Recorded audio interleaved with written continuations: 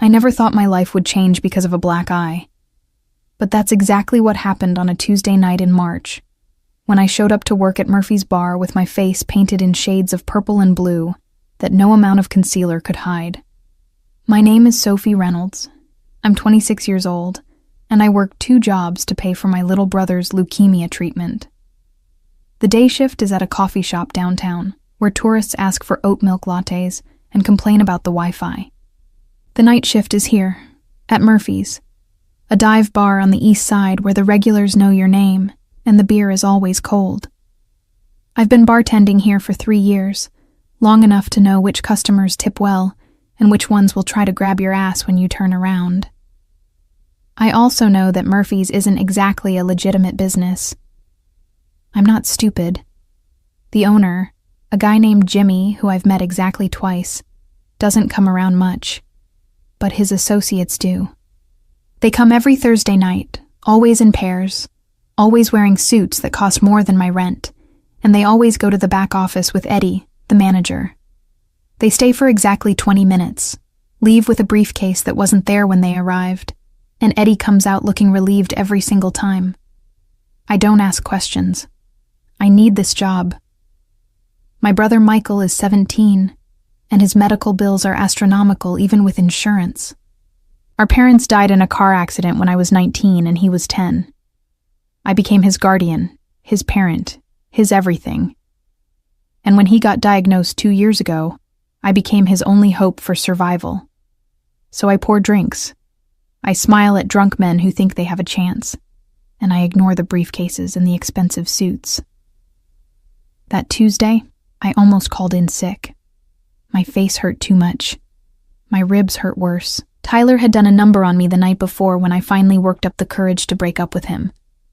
We'd been dating for 6 months, and it had been good at first. He was charming, good-looking, the son of the police chief. He seemed stable, safe.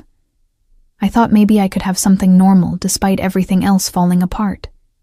But then, he started getting possessive, checking my phone, asking why I was working so late, getting angry when I couldn't see him because I had to take Michael to treatment. The final straw was when he told me I needed to quit one of my jobs so I could focus on us. When I said no, when I said Michael needed me more than Tyler's ego did, he called me a selfish bitch. I told him we were done, and that's when his fist connected with my face. I should have gone to the hospital. I should have called the cops. But Tyler's dad is the chief of police, and Tyler made it very clear what would happen if I told anyone. He said no one would believe me. He said I'd lose both my jobs. He said he'd make sure Michael's treatment got complicated with insurance issues. So I went home, I iced my face, I cried until I couldn't cry anymore, and then I got ready for work. The bar was slow that night. It was early, just past 8, and we only had a handful of regulars nursing their usual drinks. I was restocking the beer fridge when Eddie came out of the back office looking nervous. That's when I noticed the man sitting at the far end of the bar. I'd been so focused on hiding my face that I hadn't seen him come in. He was tall, probably 6'2", with dark hair that was slightly too long and sharp features that belonged on a movie villain. He wore an expensive black suit with no tie, and he was watching me with an intensity that made my skin prickle. I'd never seen him before, but something about the way Eddie was hovering nearby told me exactly who he was. One of them. One of the men in suits. I walked over with my best customer service smile, even though it hurt my split lip. "What can I get you?" He didn't answer right away. His eyes scanned my face, lingering on the bruise around my eye that I'd tried to cover with foundation 3 shades too dark. His jaw tightened. Whiskey. Neat. I poured his drink, my hands shaking slightly. I could feel him watching every movement. When I set the glass down in front of him, he caught my wrist. Not hard, not threatening, just enough to make me look at him. "What happened to your face?" I pulled my hand back. "I'm fine. That'll be $8. He put a 50 on the bar without looking at it. "Keep the change." And I asked what happened. And I said, "I'm fine." My voice came out sharper than I intended. I didn't need this. I didn't need some stranger in an expensive suit asking questions I couldn't answer. He studied me for a long moment, then nodded slowly. All right. But he didn't leave. He sat there for the next hour, nursing that single whiskey, watching me work. Every time I glanced his way, his eyes were on me. Not in the creepy way some men looked at me, like I was something they wanted to consume. This was different. This was assessment. Like he was trying to figure out a puzzle. Around 9:30, I told Eddie I needed a bathroom break. My face was throbbing and I needed to fix my makeup. The employee bathroom was tiny, barely bigger than a closet, with a mirror that had a crack running through it. I locked the door and let out a breath I didn't know I'd been holding. The bruise looked worse under the fluorescent light, purple and black and yellow around the edges. My lip was swollen, the cut barely hidden under the lipstick I'd applied. I looked like exactly what I was, a woman who'd been hit by someone who was supposed to care about her. I didn't hear the knock at first because I was crying. Quiet, frustrated tears that I quickly wiped away. But then it came again, soft, but insistent. Occupied, I called out, my voice rough. Sophie. It was him, the man from the bar. Open the door. I'm fine. I'll be out in a minute. I'm not asking. Something in his tone made me unlock the door. He pushed it open slowly, and suddenly the tiny bathroom felt even smaller with both of us in it. He was so tall he had to duck slightly to avoid hitting his head on the ceiling. He looked at my face, really looked at it, and I watched something dark and dangerous cross his features. When he spoke, his voice was soft, almost gentle. Who hurt you? And that's when I broke. Maybe it was because I was exhausted. Maybe it was because a stranger asking me that question with genuine concern was more than I could handle. Maybe it was because I'd been holding it together for so long that I just didn't have any strength left. Whatever the reason, I told him everything. About Tyler. About the breakup. About the threats. About how I couldn't report it because his father runs the police department and I have a brother who needs me. He listened without interrupting. When I finished, he reached out slowly, giving me time to pull away, and wiped a tear off my cheek with his thumb. His hand was calloused and warm. What's his full name? Tyler Brennan. The words came out as a whisper. But you can't do anything. You don't understand. I understand perfectly. He stepped back, pulled out his phone, and typed something quickly. You're going home. Your shift is over. I can't. I need this job. Eddie will. Eddie works for me. He said it simply, like it was obvious. I own this bar. I own 6 others in the city. My name is Nathan Blackwood. And you're going home because you need rest. And because I'm about to make some calls that you shouldn't be here for. I stared at him. Nathan Blackwood. I'd heard that name before, whispered in the kind of conversations people have when they think no one's listening. He was more than a man in a suit. He was the man in the suit. The one who ran things. The one people were afraid of. I don't want your charity, I said, even though my voice shook. I can work. I need the money. He pulled out his wallet and counted out bills. A lot of bills. 3 months' salary. Take it. Take time off. Heal. I can't accept that. I won't. Then consider it a loan. He held out the money. Pay me back when you're ready. But right now, you're going home. I should have said no. I should have walked away. But I was so tired, and my face hurt so much, and someone was finally offering to help without wanting anything in return. So I took the money, and I went home. I thought that would be the end of it. I thought I'd never see Nathan Blackwood again. I couldn't have been more wrong. The next morning, I woke up to 17 missed calls from Eddie and a text that said simply, "Take the week off. Paid. Boss's orders."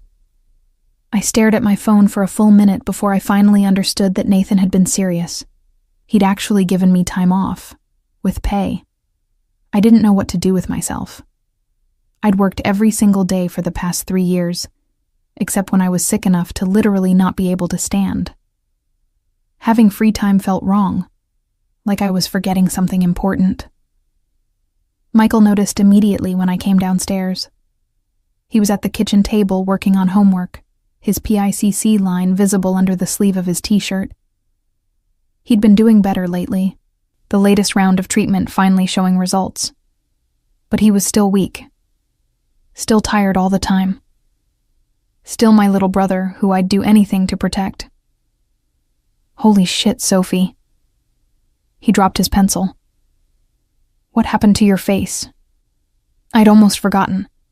I'd slept in my makeup, too exhausted to wash it off, but it had rubbed away during the night. The bruise was on full display now, purple and angry. I'm fine, just an accident at work. Bullshit. Michael was 17, but sometimes he sounded 40. Cancer had aged him in ways that had nothing to do with years. Did Tyler do this? I couldn't lie to him. We'd been through too much together. Yeah, but it's over. I broke up with him. I'm going to kill him. Michael stood up, and I saw the rage in his eyes that I felt in my own chest. I'm going to actually kill him, Sophie. No, you're not. I grabbed his arm. You're going to sit down, finish your homework, and let me handle this. He hit you. I know, and he's going to regret it. I didn't know how yet, but I believed it. Nathan Blackwood had looked at my face with an expression that promised consequences. But you need to focus on getting better. That's all that matters. Michael sat back down reluctantly, but I could see he wasn't letting it go. Neither was I.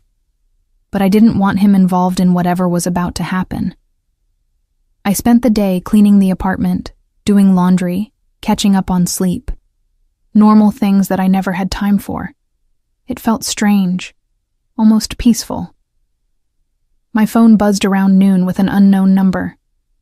How are you feeling, Nathan? I stared at the message for a long time before responding.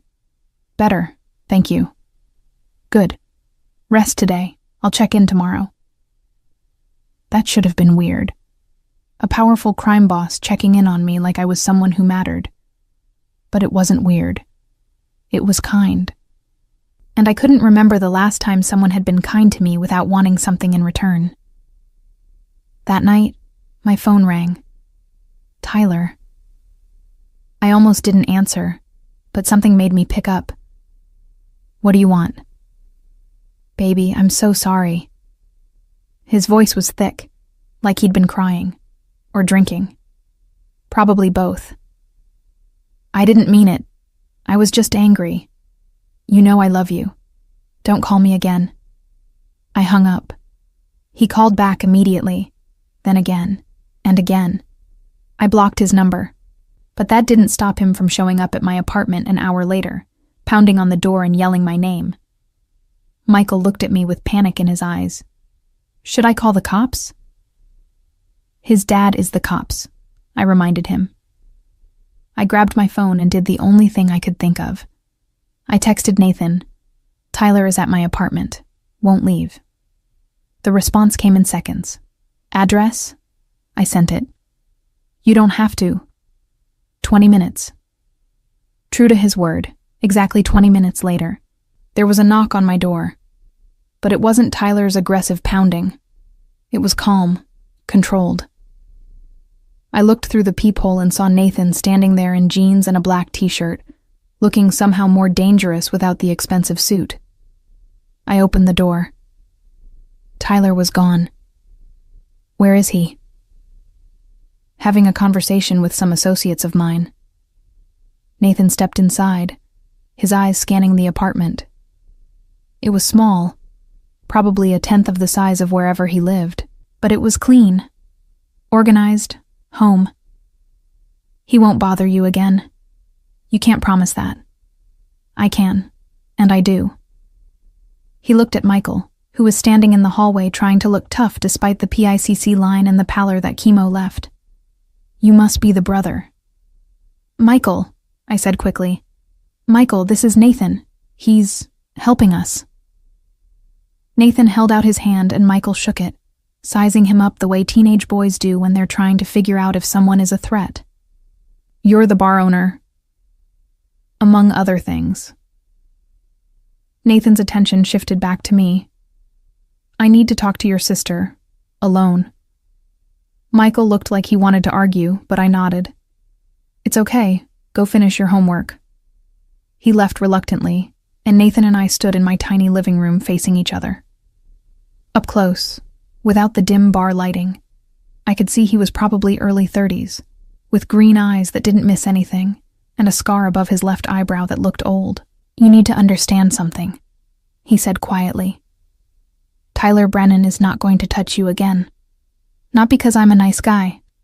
I'm not. I'm probably the furthest thing from nice that you'll ever meet.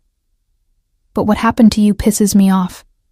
And when I'm pissed off, I fix things." "By doing what exactly?" I crossed my arms. "You're going to scare him? His father is the police chief. He's untouchable." "No one is untouchable, Sophie. Not even the chief's son. Especially not the chief's son." He moved closer, and I should have stepped back, but I didn't. "I'm going to make sure that everyone who matters knows what he did. I'm going to make sure that his reputation is ruined, and I'm going to make sure that he understands that if he comes near you again, he won't just deal with me. He'll deal with everyone I know." "Why?" The word came out as a whisper. "You don't even know me. I know enough." His hand came up, hovering near my bruised cheek but not touching. "I know you work 2 jobs for your brother. I know you're stronger than you think you are. I know that you deserve better than some coward who hits women." We stood there for a moment, something electric passing between us that I didn't understand and wasn't ready to examine. Finally, Nathan stepped back. "I'm going to have someone watch your apartment for the next few days, just in case." "That's not necessary. It's not a request. Someone tried to hurt you. I don't let that slide." He moved toward the door, then paused. "Get some rest. And Sophie, stop trying to do everything alone. It's okay to let someone help." After he left, I stood in the middle of my living room trying to process what had just happened. A man I barely knew had just appointed himself my protector. A dangerous man, a criminal. And the strangest part was that I didn't feel afraid. I felt safe. Michael came back into the room. "Is he your boyfriend?" "What?" "No. He's just helping. He looks at you like you're the only person in the room." Michael sat on the couch, giving me that knowing look that little brothers shouldn't be capable of. "And you look at him the same way." "I do not." "Sure, Sophie. Whatever you say." He grinned, then winced. "I'm tired. I'm going to bed. It's only 8:30. Chemo brain." He shrugged like it was nothing, but I saw the exhaustion in his eyes. "Wake me up if you need me to beat up any Mafia bosses." I laughed, despite everything. "He's not Mafia." "Uh-huh. And I'm not sick." Michael headed to his room, leaving me alone with my thoughts. That night, I couldn't sleep. I kept thinking about Nathan's hands, gentle when they touched my face. About the way he'd looked at Tyler's name like it was a problem he was going to solve. About the fact that he'd shown up at my apartment in 20 minutes because I'd asked for help. I didn't show up at Murphy's for the rest of the week. I followed Nathan's orders, even though it felt wrong. But I couldn't deny that my face needed time to heal. The bruise faded from purple to yellow-green. My lips stopped hurting. My ribs didn't ache when I breathed. On day 4, Nathan texted, "How's Michael?" The question surprised me. "How did you know he had treatment today?" I asked. "He's at Memorial, right? Dr. Patterson?" "Are you having me followed? I'm making sure you're okay. There's a difference." I should have been angry. I should have told him to back off. Instead, I answered, "He's doing better. The treatment is working." "Good, that's good." We started texting after that. Little things. He'd ask how Michael was doing. I'd tell him about the book I was reading. He'd send me pictures of his dog, a massive German shepherd named Beast. I'd send him photos of the terrible coffee I made because I was used to working, not resting. It was easy. Too easy. And by the end of the week, I realized I was looking forward to his messages more than I wanted to admit. On Sunday, exactly 1 week after Nathan had told me to rest, I showed up at Murphy's ready to work. Eddie looked relieved to see me. "You sure you're good?" "I'm fine." The bruise was barely visible now under makeup. My lip had healed completely. "I need to work, Eddie. I've been going crazy at home." He nodded, but I could see him glance toward the back office. "Boss said you could take more time if you need it." "Boss says a lot of things." I tied on my apron. "But I'm here now, and that bar isn't going to tend itself." The night started slow, picking up around 9 when the after-dinner crowd came in. I fell back into the rhythm easily. Pour, smile, collect money, repeat. It felt good to be doing something productive again. To not be sitting at home thinking about everything I couldn't control. At 10:30, Nathan walked in. He wasn't alone. 2 men flanked him, both wearing the kind of expressions that said they knew how to handle trouble. But Nathan's attention was entirely on me as he crossed the bar and sat down in what I'd started thinking of as his seat at the far end. Whiskey, neat. I poured without asking.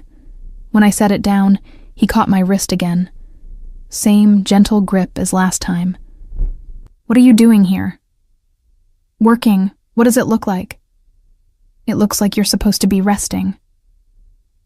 "I've rested enough." I pulled my hand back. "I need the money, and I need to feel normal again." "Sophie, don't." I kept my voice low, aware of the other customers. "I appreciate everything you've done. Really. But I can't just sit at home forever. This is my life." He studied me for a long moment, then nodded slowly. "All right. But if you get tired, you go home. Deal?" "Deal." He stayed for 3 hours, nursing that single whiskey and working on his laptop. Every time I glanced over, he was watching me. Not in a creepy way, in a protective way, like he was making sure no one bothered me. And no one did. Even the regulars who usually tried to flirt kept their distance. When the bar finally cleared out around midnight, Nathan closed his laptop and gestured for me to come over. "Sit. I'm working." "Eddie," Nathan called out without looking away from me. "Sophie's on break."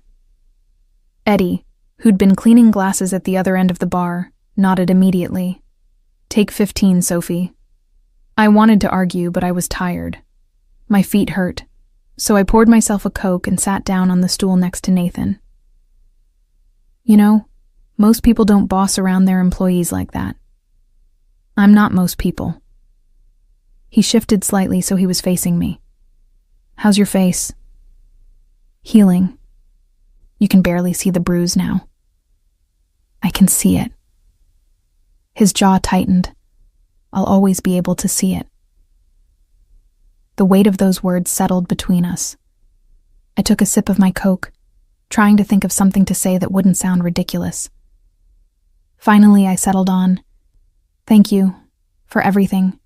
The money, the time off, dealing with Tyler. I don't know how to repay you." "I don't want repayment." "Then what do you want?" He was quiet for a moment, his fingers drumming against the bar. "I want you to stop looking so goddamn tired all the time. I want your brother to get better. I want you to not have to work yourself to death just to survive." He turned to look at me. "But mostly, I want to make sure that no one ever hurts you again." My heart did something complicated in my chest. "You can't protect everyone, Nathan." "I'm not trying to protect everyone, just you." "Why me?" "Because you walked into this bar with a black eye and a split lip, and you still smiled at customers. Because you worked 2 jobs for your brother without complaining. Because when I asked who hurt you, You tried to protect him by saying it wasn't my business." He leaned closer. "Because I looked at you, and I saw someone who deserves better than the shit hand life dealt them." I didn't know what to say to that. No one had ever looked at me like I was something worth protecting. Like I mattered beyond what I could do, or who I could take care of. It was overwhelming and terrifying, and exactly what I needed. "I don't need saving," I finally said. "I know. That's what makes you worth saving." He stood up, pulled out his wallet, and left $300 on the bar. "For your brother's treatment. Don't argue." But I did argue. For the next 2 weeks, every time Nathan came into the bar, we had the same conversation. He'd try to give me money. I'd refuse. He'd insist. I'd tell him I wasn't a charity case. Eventually, we compromised. He could pay for Michael's medications, but nothing else. It became routine. Nathan showed up every night around 9. He'd order one whiskey that he barely touched. He'd work on his laptop or make phone calls in the back office with Eddie. And he'd watch me work like I was the most interesting thing in the room. We started talking more. Real conversations about real things. He told me about his dog, Beast, who was apparently terrified of the mailman, despite being 90 pounds of pure muscle. I told him about Michael's latest obsession with learning guitar, even though chemo made his fingers weak. Nathan told me about how he'd gotten into business after his father died and left him with debts that needed paying. I told him about how our parents' death had changed everything. We didn't talk about the obvious stuff, about what he really did for a living, about the briefcases and the expensive suits and the men who called him boss, with genuine respect and a little bit of fear. We didn't talk about Tyler, who hadn't been seen at the bar or anywhere near my apartment since that night. We didn't talk about the fact that I was starting to look forward to his visits more than I wanted to admit. 3 weeks after the black eye incident, I was closing up the bar when Nathan came out of the back office looking tense. Eddie had already left, and it was just the two of us and the late-night stragglers finishing their drinks. "What's wrong?" I asked, wiping down the bar. "Nothing you need to worry about." "Nathan." He sighed, running a hand through his hair. "Business. Just business. The kind of business that gets people hurt? Sometimes." He didn't lie to me. That was something I'd come to appreciate. He never pretended to be something he wasn't. But not tonight. I finished cleaning and grabbed my jacket. Nathan was suddenly next to me. "I'll walk you out." "It's 2 blocks. I'm fine." "Humor me." We walked in silence at first, the late March air still cold enough that I could see my breath. The streets were mostly empty except for a few cars and the occasional person hurrying home. Nathan stayed close, his presence somehow both comforting and unnerving. "Can I ask you something?" I finally said as we approached my apartment building. "Anything. Why do you come to the bar every night? You don't drink. You don't really need to be there. So why?" He stopped walking, and I turned to face him. The streetlight cast shadows across his face, making him look both dangerous and vulnerable at the same time. "You really don't know?" "No." "I come because you're there, Sophie. I come because watching you work, seeing you smile at customers even when you're exhausted, knowing you're safe. That's become the best part of my day." He stepped closer. "I come because I'm completely obsessed with you and I'm done pretending otherwise." My breath caught. "Nathan, you don't have to say anything. I know this is complicated. I know what I am and what I do. I know you deserve better than a man who makes his living doing illegal shit. But I can't stay away from you. I've tried. I should have been scared. I should have told him this was a bad idea and walked away. Instead, I said the truth. I don't want you to stay away." Something shifted in his expression. Hope, maybe. Or relief. Yeah. I moved closer, close enough that I could smell his cologne and see the flecks of gold in his green eyes. "You're a criminal, and I'm a bartender trying to save her brother, and this is probably the worst idea either of us has ever had." "Probably," he agreed, "but I think about you all the time. I think about your hands and your voice and the way you look at me like I'm the only person who matters." The words tumbled out before I could stop them. "And I don't care if it's stupid or dangerous or wrong. I want this. I want you." He kissed me then, one hand cupping my unbruised cheek, while the other went to my waist. It was gentle at first, almost careful, like he was afraid of hurting me. But when I pressed closer, when I ran my fingers through his hair and kissed him back with everything I'd been feeling for weeks, he deepened it. It was the kind of kiss that made you forget where you were, the kind that promised things neither of us should promise. When we finally broke apart, both breathing hard, Nathan rested his forehead against mine. "You're going to be the death of me, Sophie Reynolds." "Right back at you, Nathan Blackwood." He walked me to my door, kissed me one more time, and made me promise to text him when I got inside. I did, and his response was immediate. "Sweet dreams. See you tomorrow." I went to bed that night with my phone in my hand and a smile on my face that I couldn't have gotten rid of if I tried. For the first time in years, I felt something other than exhausted. I felt alive. I felt wanted. I felt like maybe, just maybe, things were going to be okay. I was completely wrong, but I didn't know that yet.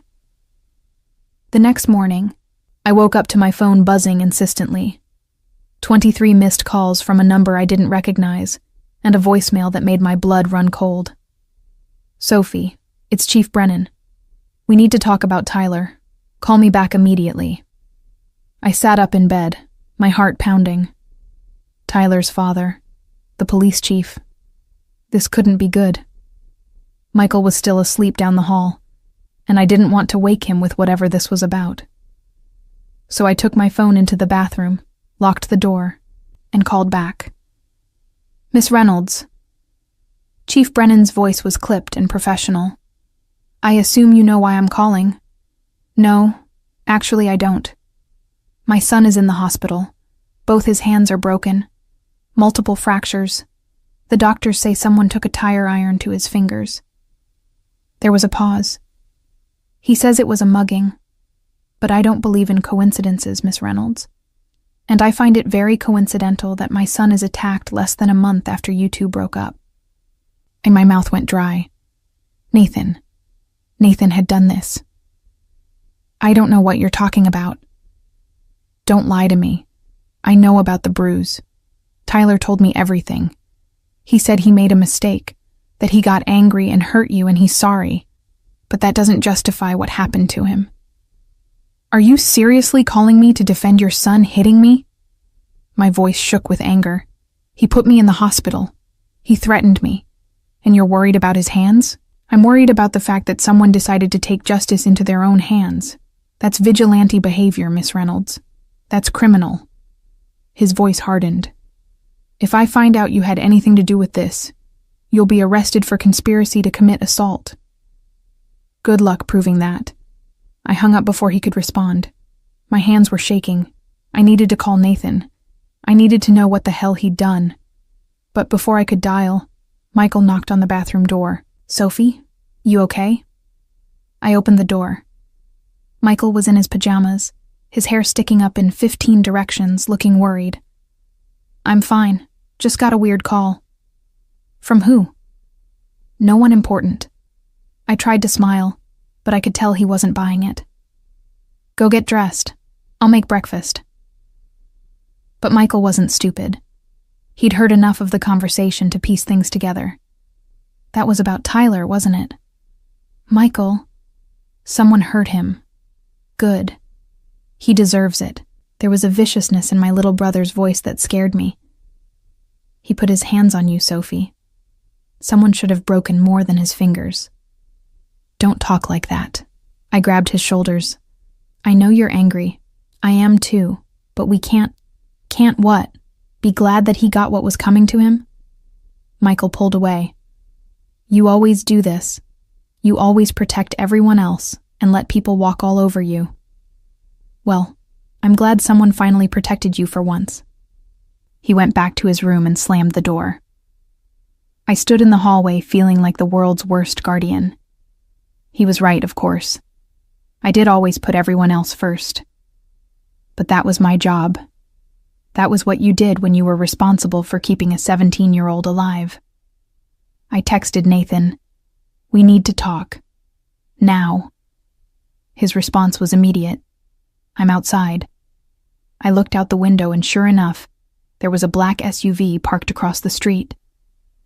Nathan was leaning against it, phone in hand, looking up at my building. I grabbed my jacket and went downstairs. "You broke his hands." I said it the moment I was close enough that no one else could hear. Both of them. Every finger. Nathan didn't look sorry.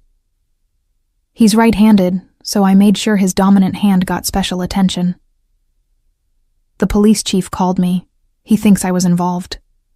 He can think whatever he wants. He can't prove anything.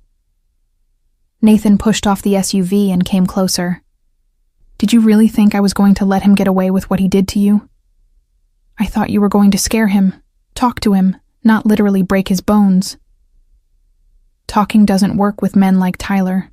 Pain does. Fear does. His voice was hard, uncompromising. "He hit you, Sophie. He threatened you. He made you afraid in your own home.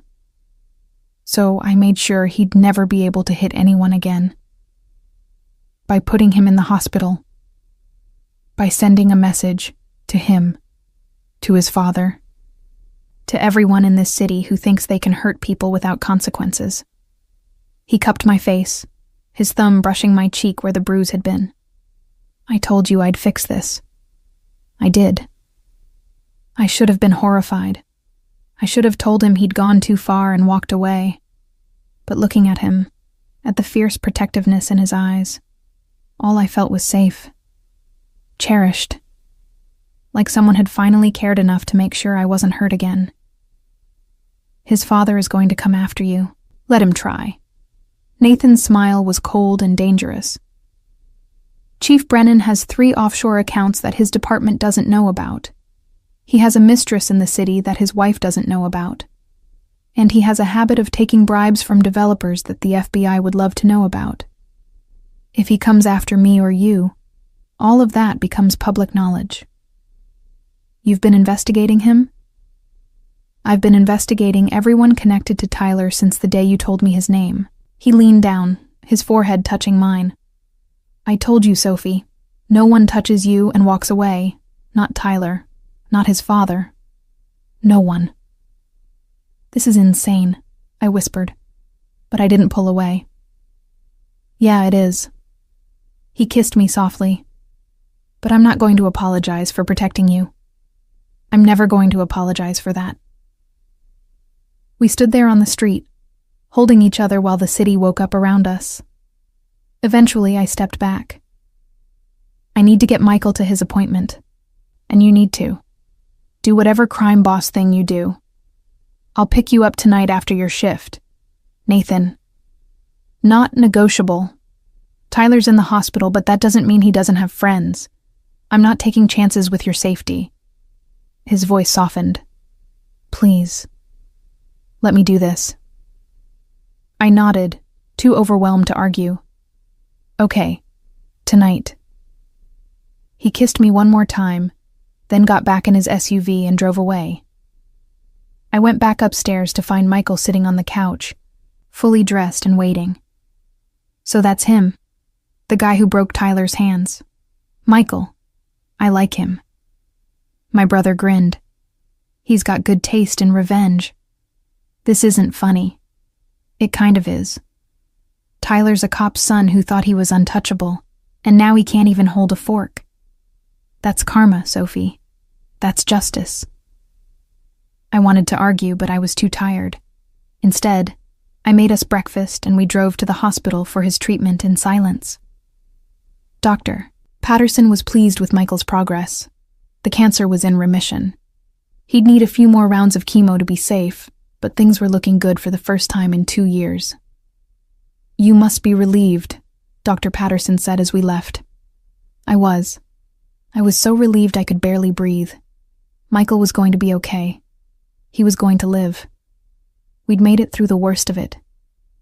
Yeah, I am.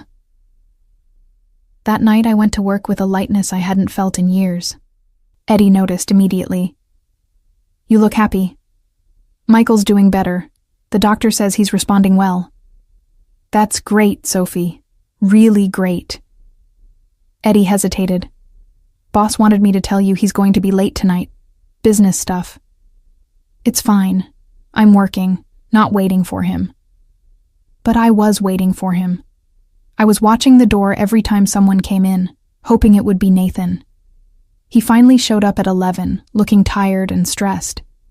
There was blood on his knuckles that he tried to hide when he sat down. I poured his whiskey without asking and set it down harder than necessary. "What happened?" "Nothing. Your hands are bleeding. Hazard of the job." He took a sip of his drink, wincing slightly. "It's handled. Nathan, drop it, Sophie." His voice was sharp and I flinched. He noticed immediately and his expression softened. "I'm sorry. Bad night, but it's over now." I wanted to push, to demand answers, but I could see the exhaustion in his eyes. So instead, I reached across the bar and took his damaged hand in mine. "Let me see." He let me examine the cuts and scrapes on his knuckles. They weren't deep, but they were going to bruise badly. I grabbed the first aid kit from under the bar and started cleaning them. He watched me work in silence. "You're too good for this," he finally said. "For what?" "For me. For this life. You should be with someone safe. Someone who doesn't come home with bloody knuckles and secrets." I met his eyes. "Maybe I don't want safe. Maybe I want someone who shows up every night just to make sure I'm okay.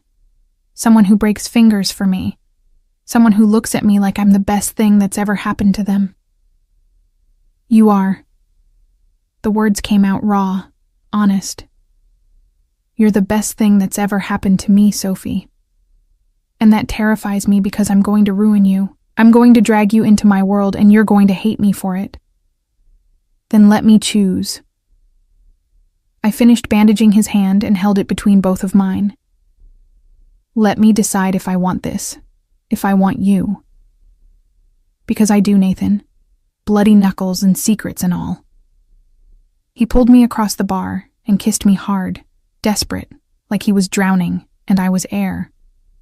When we broke apart, he was breathing heavily. "Come home with me tonight. Not to my apartment, my real home. I want you to see who I really am." "Okay? Okay?" He looked surprised, like he'd expected me to say no. "Yeah, okay." I smiled. "Let me finish my shift, and then you can show me all your dark secrets, Nathan Blackwood." He laughed, and it was the best sound I'd ever heard. "You have no idea what you're getting into." "Probably not, but I'm getting into it anyway." Nathan's real home was a penthouse apartment on the top floor of the nicest building I'd ever seen in person. The elevator required a key card to access the top floor, and when the doors opened, they opened directly into his living space. No hallway, no shared floors, just his. "Holy shit," I breathed, stepping into a space that was bigger than 3 of my apartments combined. The entire far wall was windows overlooking the city. The furniture was modern and expensive, all dark woods and leather. There was art on the walls that probably cost more than I made in a year. But what caught my attention was the massive German shepherd that came bounding over the moment we walked in. "Beast, down." Nathan's command was firm but affectionate. The dog sat immediately, his tail wagging so hard his entire back end moved. "Sophie, meet Beast." Beast, this is Sophie. She's important, so be nice. I crouched down and let Beast sniff my hand before petting him. He was enormous and absolutely beautiful, with intelligent eyes and a goofy tongue that lolled out when he was happy. He's perfect. He's a pain in the ass. But Nathan was smiling, scratching behind Beast's ears. Aren't you, buddy? I explored the apartment while Nathan fed Beast and grabbed us drinks. The kitchen was state-of-the-art with appliances I didn't even recognize. There was a home gym, an office with multiple computer screens, a library full of books that looked actually read, not just decorative, and at the end of the hall, a bedroom with a king-sized bed and more of those floor-to-ceiling windows. You can see the whole city from here, I said when Nathan found me standing at the bedroom window. That's the point. He handed me a glass of wine and stood next to me. I like knowing what's happening, where the problems are, what needs fixing. You mean what needs controlling? Same thing, sometimes. He took a sip of his whiskey. You wanted to see who I really am. This is it. A guy who needs to control things because he grew up with no control. Who made a fortune doing illegal shit because his father left him with nothing but debts and enemies. Who lives in a fortress 30 floors up because he has too many people who want him dead. I turned to face him. Do you kill people? He didn't flinch. Sometimes. When necessary. When there's no other option. Have you killed anyone recently? No. Not in 6 months. He set down his glass. I'm not going to lie to you, Sophie. I've done terrible things. I've hurt people. I've made choices that keep me up at night. But everything I've done to survive. To build something. To protect the people who depend on me. And now I'm one of those people. Now you're the most important one of those people. He cupped my face. I would burn this city down before I let anyone hurt you again.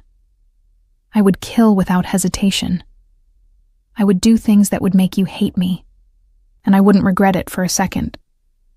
I should have been scared. Any sane person would have been scared. But I wasn't. I was turned on and terrified and exhilarated all at once. Show me the rest. He led me to his office and unlocked a drawer in his desk. Inside were files and files of information on Tyler, on Chief Brennan, on city officials and business owners and people I'd never heard of. This is what I do. I collect information. I find leverage. I make sure that I'm always the most dangerous person in the room. Because if you're the most dangerous, you're the safest. Exactly. He pulled out Tyler's file and handed it to me. I know everything about him. Where he goes, who he talks to, what he's afraid of, and now everyone else knows too. I made sure of it. I flipped through the file.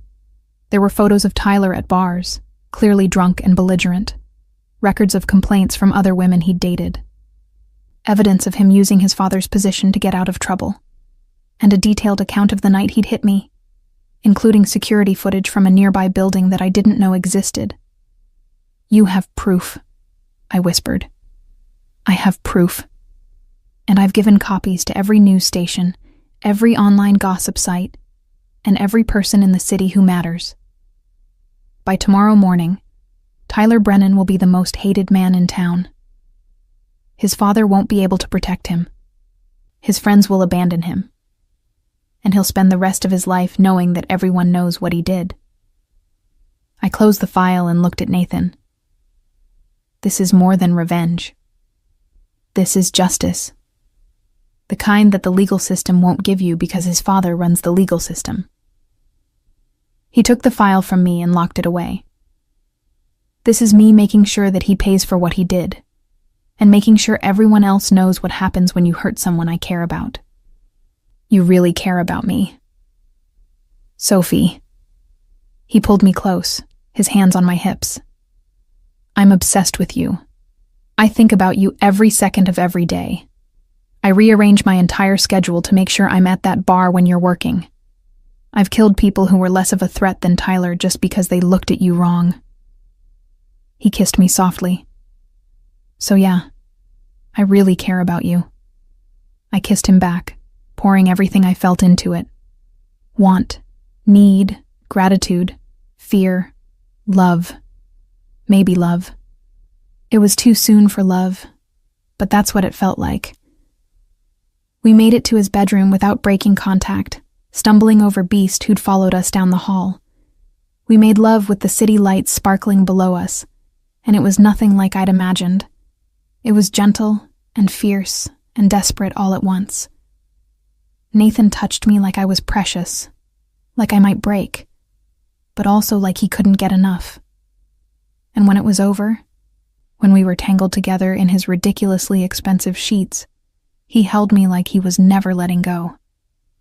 Stay, he murmured against my hair. Tonight, tomorrow, as long as you want. I have Michael. I can't just... Bring him here. I have 3 extra bedrooms. He can have his own space. You can both have your own space. He pulled back to look at me.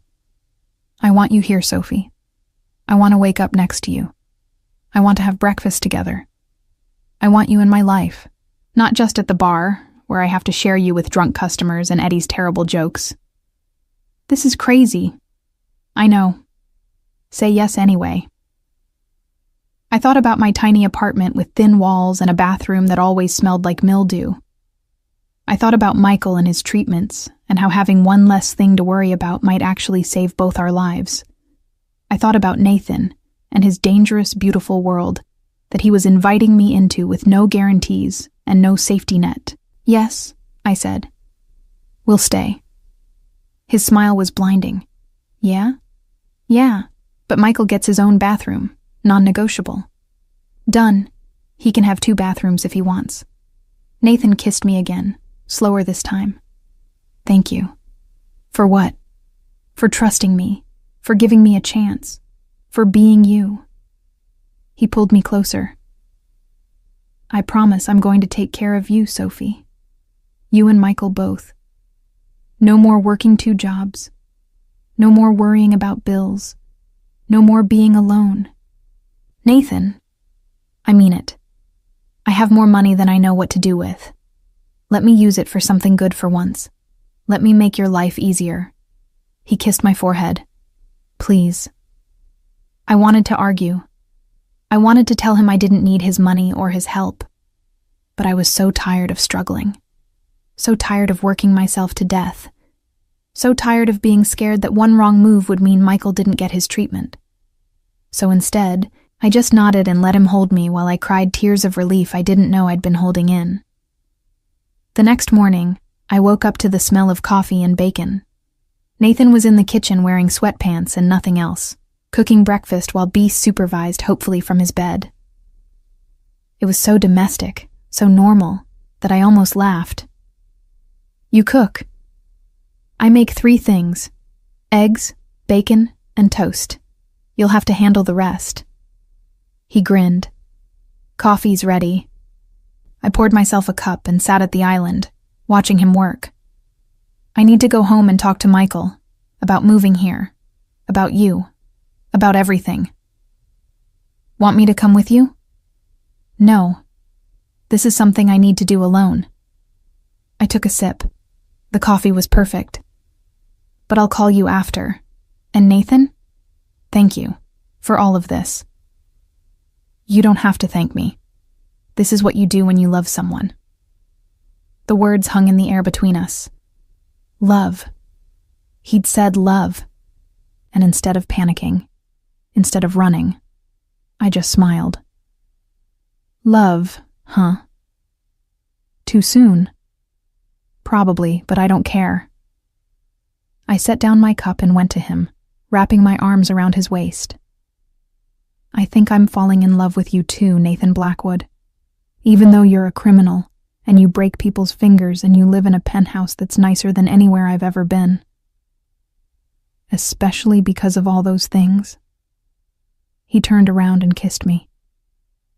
Maybe I might have a thing for dangerous men who cook breakfast, We ate together, and then he drove me home. Before I got out of the car, he grabbed my hand. Whatever Michael says, whatever you decide, I'm not going anywhere. We'll figure this out. I know. I found Michael in the living room playing video games, which was a good sign. He only played when he was feeling decent. He paused the game when he saw me. So, you stayed out all night? I did. With Nathan. Yes. And? He waited, and I could see he was trying to be casual but actually cared a lot about my answer. I sat down next to him. And he wants us to move in with him, both of us. He has a huge apartment with extra bedrooms, and he wants to help with your treatment and make our lives easier. Michael was quiet for a long moment. Do you love him? I think so. Maybe. It's complicated. Is he good to you? He's the best thing that's happened to me in years. Then we should go. Michael said it simply, like it was obvious. I'm tired of this place anyway, and if he can help with treatments, if he makes you happy, then why not?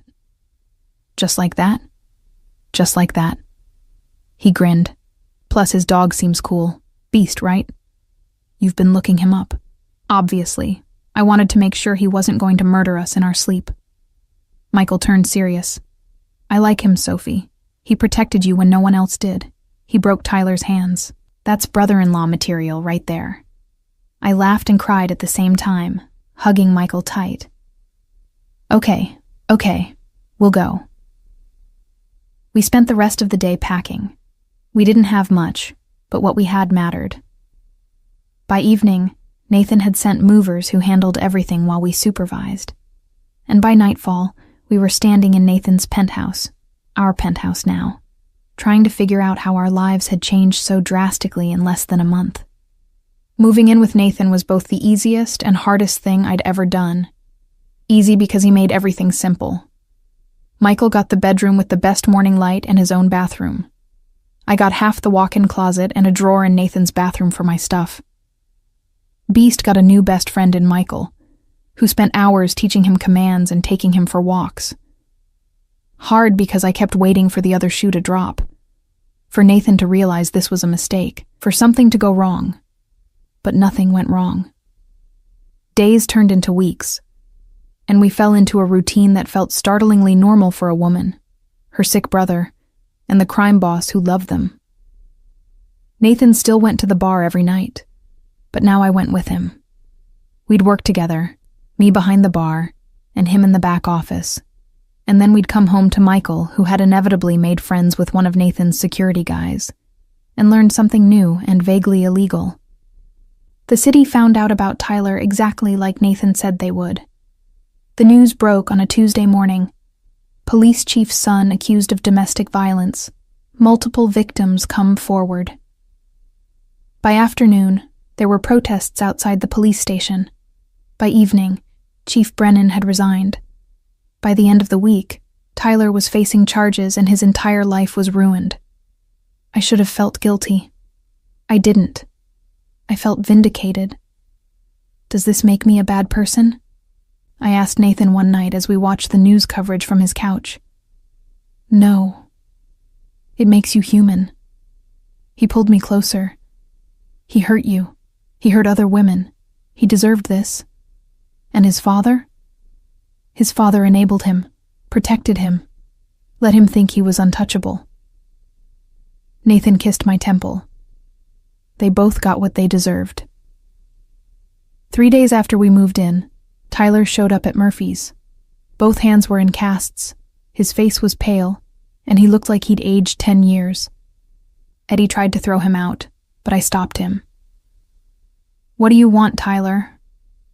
He couldn't look at me. I wanted to say I'm sorry. For everything. I know that doesn't fix anything, but I need you to know that I'm sorry. Why now? Because you got caught? Because everyone knows what you did? Because I lost everything. His voice cracked. My dad lost his job. My friends won't talk to me. I'm facing charges. My life is over, Sophie. And it's all because I couldn't control my temper for 5 fucking minutes. Good. I said it without hesitation. I hope you remember this every day for the rest of your life.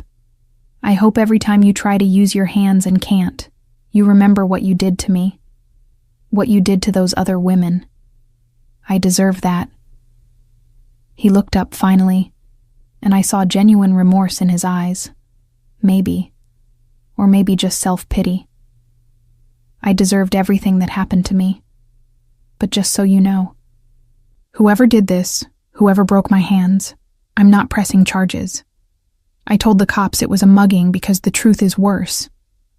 What truth? That I beat up my girlfriend, and someone made me pay for it. That I'm not the victim here. You are. Those other girls are. He backed toward the door. I just wanted you to know that I'm sorry, and that I won't bother you again. He left, and I stood there feeling strange. Not satisfied exactly, but something close to closure. Nathan appeared from the back office where he'd clearly been listening. You okay? Yeah, I think I am. I turned to him.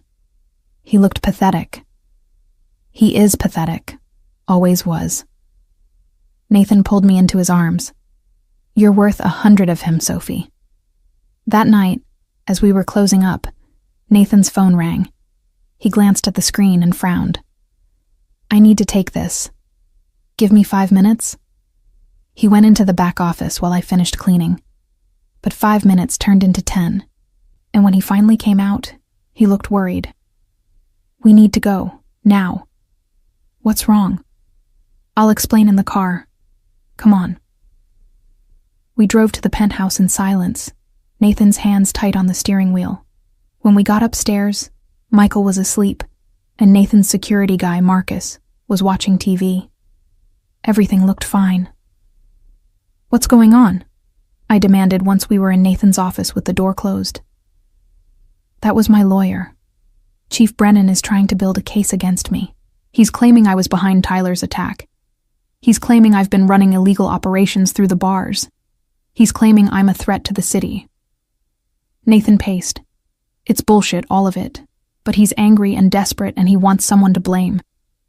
Can he prove any of it? No, I've been careful. But that doesn't mean he can't make my life difficult. He stopped pacing and looked at me. Sophie, this is what I was afraid of. This is me dragging you into my world. If he comes after me, he'll come after you too. You and Michael both. So we leave. We go somewhere else. We start over. Run. He looked offended. I don't run from men like Brennan. Then what do? I end this. His voice was cold, hard, the voice of a man who'd made difficult choices before. I make sure he can't come after us. Any of us. Nathan. I have information on him that would put him in prison for 20 years. Corruption, bribery, evidence tampering. I've been sitting on it because I didn't need to use it, but now I do. He pulled out a file from his desk. The same kind of file he'd shown me for Tyler. I'm going to destroy him the same way I destroyed his son. And when I'm done, he'll wish he never said my name. I took the file and flipped through it. There was evidence of everything Nathan had mentioned and more. Chief Brennan had been dirty for years, and Nathan had documented all of it. You're going to the FBI tomorrow morning. Me and my lawyer. We're going to hand over everything and let them handle it.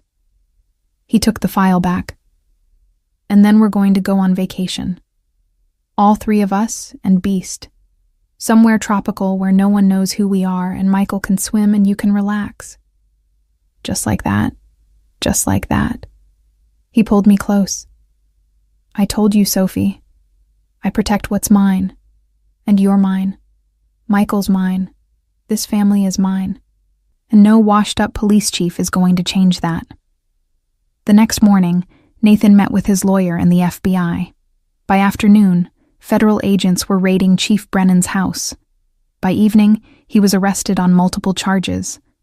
By the end of the week, he was front-page news, and Nathan was completely cleared of any involvement. How does it feel? I asked Nathan as we watched the news coverage. Like justice. He turned off the TV. But I'm done talking about the Brennans. I'm done thinking about them. They're finished. And we're just beginning.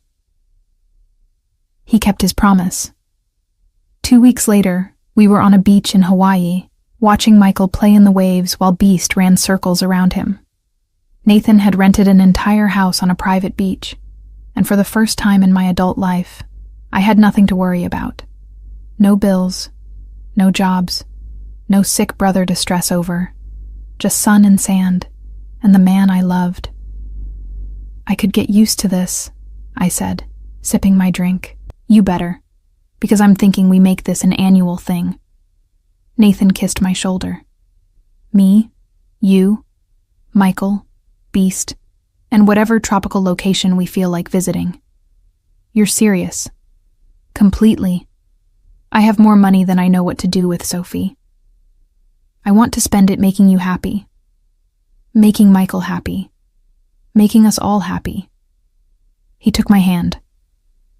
I want to give you the life you deserve. The one you've been working yourself to death trying to build. I don't need fancy vacations or expensive apartments. I know. That's why I want to give them to you. He shifted so he was facing me. You're the best thing that's ever happened to me, Sophie Reynolds. You walked into my bar with a black eye and you didn't ask for anything. You didn't want my money or my protection. You just wanted to work and take care of your brother. And somehow that made me fall completely in love with you. Nathan, I'm not done. He reached into his pocket and pulled out a small box. My heart stopped. I know it's fast. I know we've only been together for a few months. But I also know that I want to spend the rest of my life making sure you never have to worry about anything again. So, Sophie Reynolds, will you marry me? I looked at the ring, a simple diamond that caught the sunlight and threw rainbows across the sand. I looked at Nathan, this dangerous, beautiful man who'd destroyed my enemies and protected my brother and loved me despite all my broken pieces. I looked at Michael, who was watching us from the water with the biggest grin on his face. Yes, I said. Yes, I'll marry you. He slipped the ring on my finger and kissed me while Michael whooped and Beast barked and the ocean crashed against the shore. It was perfect. We were perfect. This whole impossible, beautiful life was perfect. 6 months later, we got married in a small ceremony on Nathan's penthouse terrace. Michael walked me down the aisle. Beast was the ring bearer. Eddie cried. And Nathan promised to love me forever while the city we'd conquered together spread out below us. Tyler sent a card. Just a card. It said, "Congratulations. I'm happy for you. I mean it." I threw it away without showing Nathan. Some things were better left in the past. Michael's cancer went into full remission 2 weeks after the wedding. Dr. Patterson said it was the best outcome she could have hoped for. I cried for 3 hours straight from relief. Nathan held me the entire time and didn't say a word. He didn't need to. We both knew how close we'd come to losing everything.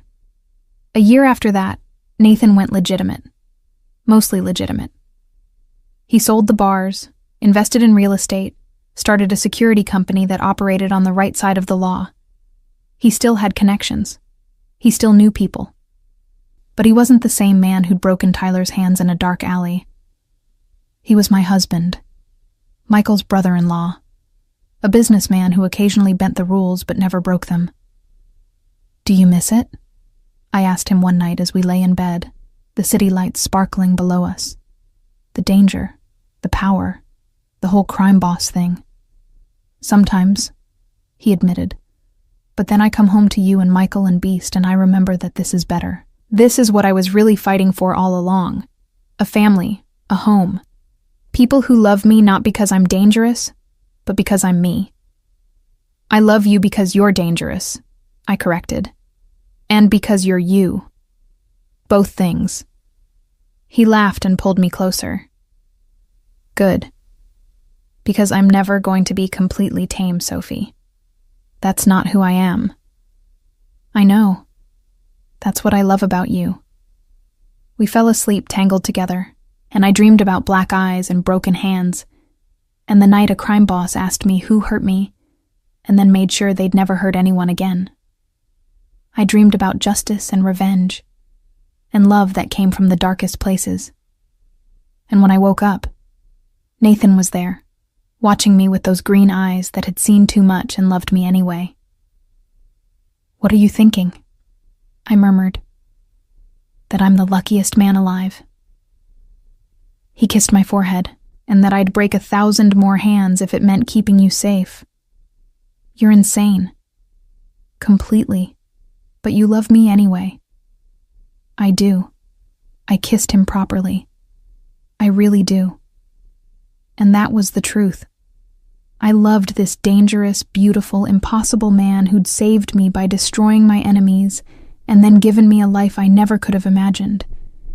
We were wrong for each other in every way that mattered, and perfect for each other in the only way that counted. Tyler Brennan had given me a black eye that changed my life, but Nathan Blackwood had given me everything else. Safety, love, family, and a future that didn't involve working myself to death. He'd asked who hurt me, and by morning the entire city knew who would pay the price, and I'd do it all again in a heartbeat.